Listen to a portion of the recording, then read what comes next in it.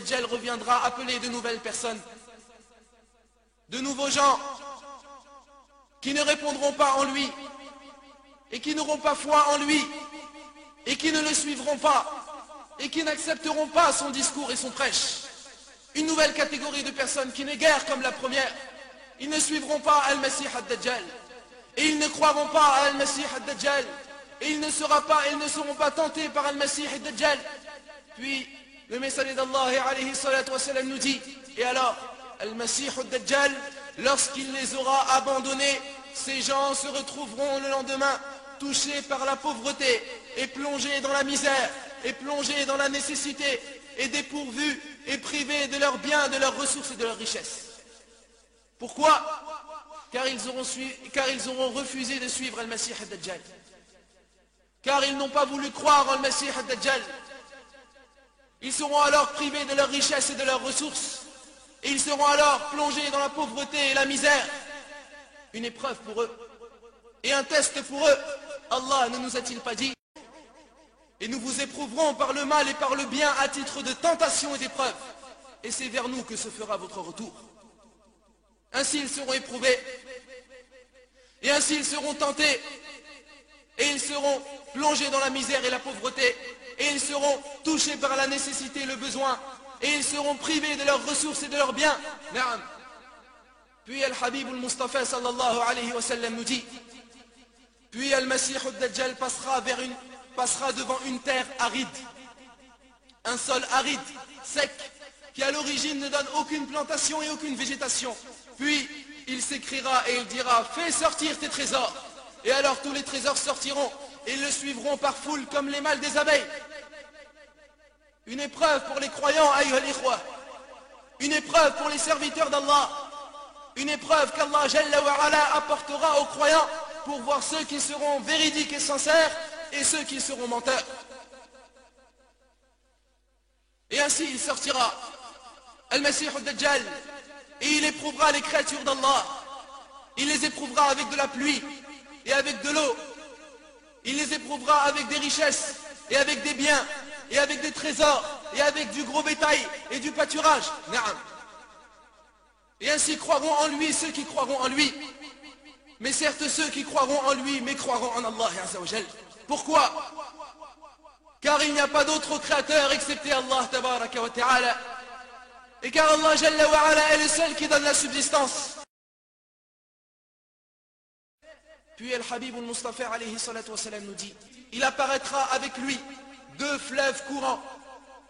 Un fleuve réellement vu d'eau pure et un autre réellement vu de feu flambant.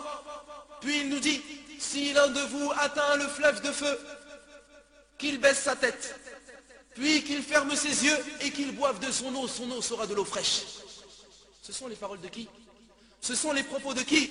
D'Al-Habib al-Mustafa alayhi salatu wassalam, alladhi la yantiqu anil hawa, in huwa illa wahyun yuha. Il ne parle pas sous l'effet de la passion, et c'est une révélation qu'on lui inspire.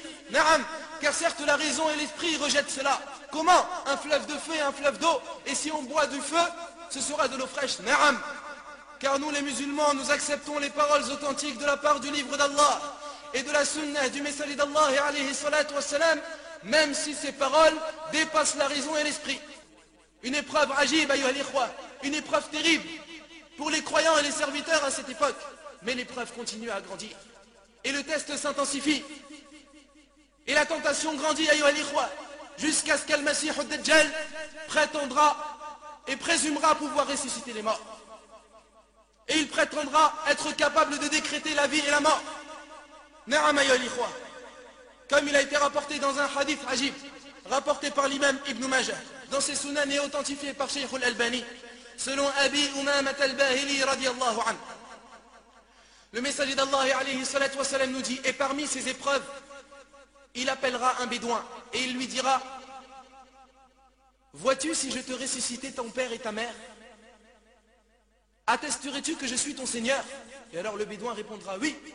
Et alors deux diables se tiendront debout devant ce bédouin et ils auront pris l'image de son père et de sa mère et ils lui diront: suis-le mon fils, car c'est ton Seigneur. Et alors il suivra Al-Masih ad-Dajjal et il deviendra mécréant en Allah Azza wa Jal.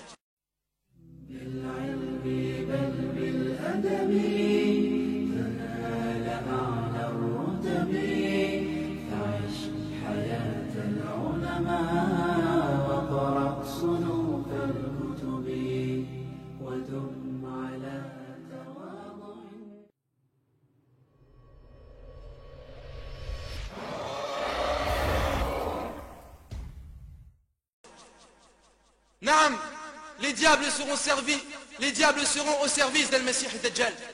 Et il travaillera avec ces diables afin d'égarer les gens et afin de tenter les gens et de les rendre mécréants en Allah. Naam, ils prendront l'image et l'apparence du père et de la mère de ce bédouin qui lui diront: suis-le mon fils, c'est ton Seigneur. Et ainsi il suivra Al-Masih Dajjal et mécroira en Allah tabaraka wa ta'ala. Mais ayyuha al-ikhwa, celui qui donne la vie et celui qui donne la mort n'est autre qu'Allah tabaraka wa ta'ala. Ainsi Al-Masih Dajjal prétendra en premier lieu être prophète, puis il ira jusqu'à prétendre être créateur et seigneur, et il aura la possibilité de faire pleuvoir et de pousser la végétation des plantes et de faire grossir le pâturage. Puis après cela, il prétendra décréter la vie et la mort. Comme vous avez entendu dans le hadith précédent, une épreuve, ya Allah, terrible pour les serviteurs qui vivront à cette époque, et ne résistera à cela qu'une personne qui aura la foi forte, qu'une personne qui aura la foi élevée, qu'une personne qui sera accrochée à sa religion, car certaines personnes peuvent entendre ces paroles et se dire qu'ils pourront résister à cette tentation, que certes Al-Masih Dajjal est quelqu'un dont nous a informé le prophète alayhi salatu wassalam, et on pourra ainsi résister à son tentation, mais certes le messager d'Allah alayhi salatu wassalam a interdit aux gens de rencontrer Al-Masih Dajjal. Comme nous l'a dit le prophète alayhi salatu wassalam, celui qui entend parler d'Al-Masih Dajjal, qu'il s'écarte de lui. Pourquoi? Car une personne pourra aller à sa rencontre en prétendant et en croyant qu'elle a une foi élevée, et en voulant juste par curiosité le voir, et elle suivra à cause de ses tentations et ses épreuves.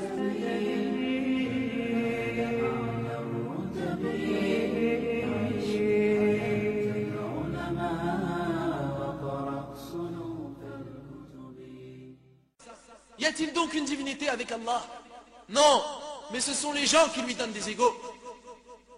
N'est-ce pas lui qui a établi la terre en tant que lieu de séjour? N'est-ce pas lui qui lui a placé des rivières à travers cette terre et qui lui a assigné des montagnes fermes? N'est-ce pas lui qui a établi entre les deux mers une séparation? Y a-t-il donc une divinité avec Allah? Non, mais la plupart d'entre eux ne savent pas. N'est-ce pas lui qui répond à l'angoissé lorsqu'il l'invoque? N'est-ce pas lui qui repousse le mal? Et n'est-ce pas lui qui vous fait succéder sur terre génération après génération? Y a-t-il donc une divinité avec Allah? Non, mais c'est rare que vous vous rappeliez. N'est-ce pas lui qui vous guide dans les ténèbres de la terre et la mer? N'est-ce pas lui qui envoie les vents une annonce précédant sa grâce et sa miséricorde? Y a-t-il donc une divinité avec Allah? Qu'Allah soit élevé au-dessus de ceux qui lui associent. N'est-ce pas lui qui commence la création, puis qui la refait? N'est-ce pas lui qui vous nourrit du ciel et de la terre? Y a-t-il donc une divinité avec Allah? Qul ya Muhammad, dis-le, apportez une preuve si vous êtes véridique. Les gens seront ainsi éprouvés avec ce que rapportera Al-Masih Dajjal comme tentation, ayyuha al-ikhwa. Il leur apportera la pluie et l'eau, il leur apportera les richesses et les trésors, il leur apportera le pâturage et le bétail, et ainsi ils auront oublié. Naam, ils seront tous éprouvés, et ils seront tous tentés, et ils seront tous égarés, excepté les croyants véridiques et sincères.